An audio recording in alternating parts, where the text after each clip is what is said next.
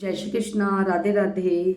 गणपति भगवान को प्रणाम करते हुए, गुरुदेव को याद करते हुए आइए अध्ययन करते हैं मिलकर श्रीमद् भगवत गीता का अध्याय 17। आज द्वादशी है।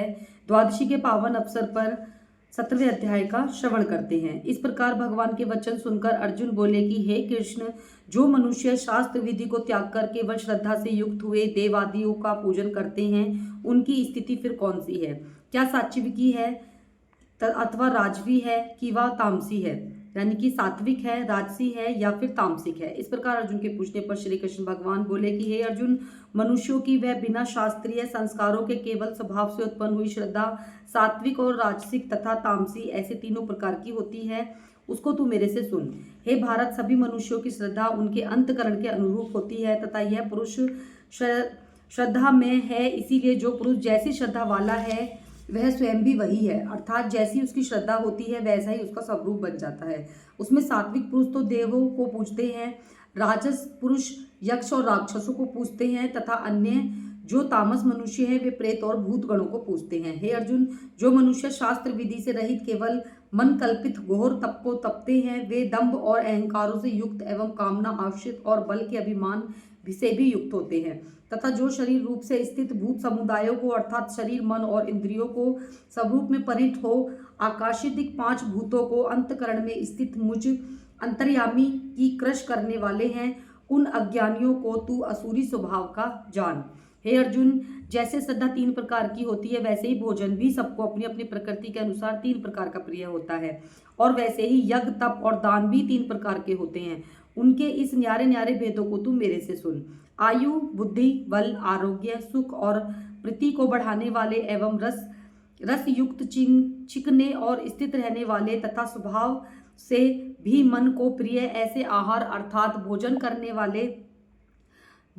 वाले के पदार्थ में जो सात्विक पुरुष को प्रिय होता है, कुड़वे, खट्टे, लक्षण युक्त और अति गर्म तथा तीक्ष्ण, रूखे और दाहकारक एवं दुख, चिंता और रोगों को उत्पन्न करने वाले आहार अर्थात भोजन करने के पदार्थ राजस पुरुषों को प्रिय होते हैं तथा जो भोजन अधपका, रस रहित, दुर्गंध युक्त एवं बासी और उष्टित है तथा जो अपवित्र भी है वह भोजन तामस पुरुष को प्रिय होते हैं।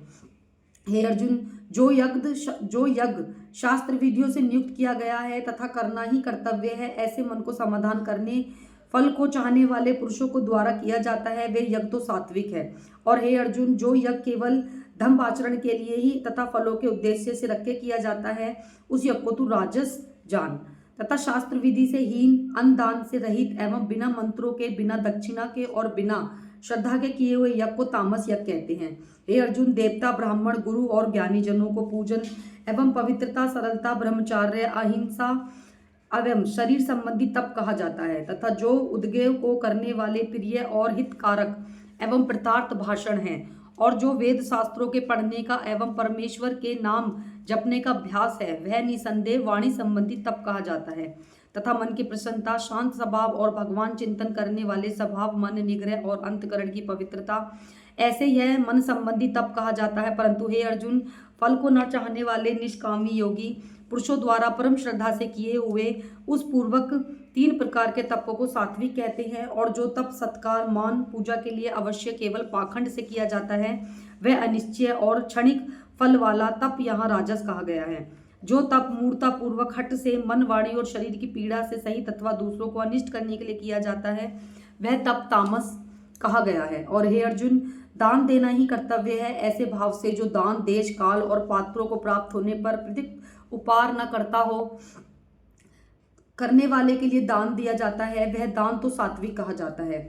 और जो दान केशव पूर्वक तथा प्रयुक्त प्रकार के प्रयोजनों से अर्थात बल में अपना सांसारिक कार्य सिद्ध करने की आशा से अथवा फल के उद्देश्य रखकर दिया जाता है वह दान राजस कहा गया है। और जो दान बिना सत्कार किए तिरस्कार पूर्वक अयोग्य देश काल में कुपात्रों के लिए अर्थात मद, मांसी, अभ्यक्ष वस्तुओं को खाने वाले एवं चोरी जारी नीच कर्म करने वालों के लिए दिया जाता है वह दान तामस कहा जाता है।